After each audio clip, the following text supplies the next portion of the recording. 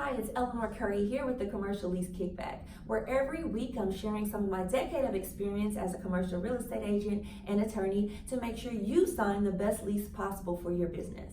And today we're talking about signage. Yes, it's super important for you to think about how do you identify your place of business, and that's going to come with your signage.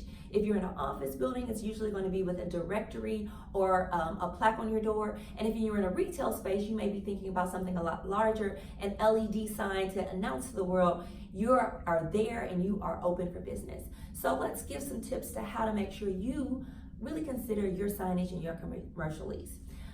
I have to say this for everything that I talk about when a commercial lease, everything is negotiable. So don't be afraid to ask for what you want. And that brings us to tip number one. Talk with your landlord about who is responsible for paying for what. If it's just a directory listing, that's pretty easy. The natural assumption is that the landlord will pay. But if you are having some signage on your door, or if you have a glass door or something special, you want to discuss who's going to pay to identify this space with my business. That may be a special plaque. You may perhaps want a marble plaque. Who's going to pay for that cost? And what is the delivery time for getting that announcement as far as where this business is up and running?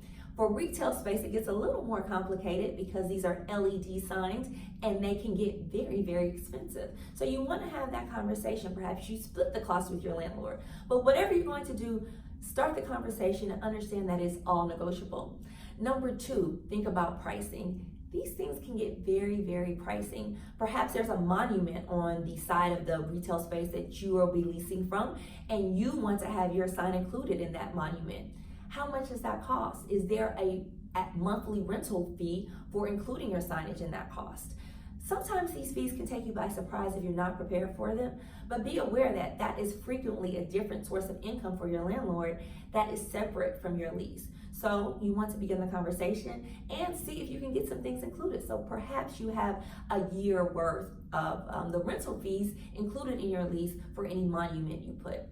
That also goes to any LED signs or any large signs you put above your retail space, because that can be, one, very expensive, but the landlord also may have requirements about the sizing of it, about the colors that you use, and they may ask that you have to present it to them for their approval before that goes up. Also be aware that there are often signage permits that come from the city that you need to consider in order to make sure that process goes smoothly and quickly, because as soon as you open your door for business, you want people to be able to find you. And the last thing is timing. You want to make sure that you are timing these things perfectly, because you want people to be able to find you when your business is open. Signages, creation and development can take a long time. So it may be a process that you need to begin before the lease is signed, before any money is paid, before your lease and commencement date actually starts. So those are my tips. Make sure to tune in every week as we talk about things that make sure you are prepared and ready to sign and negotiate a great commercial lease. Thanks.